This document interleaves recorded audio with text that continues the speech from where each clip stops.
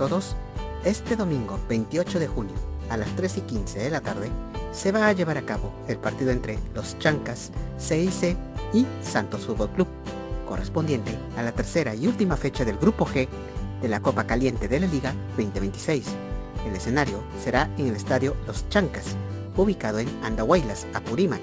Esperemos de que haga un excelente partido y que gane el mejor.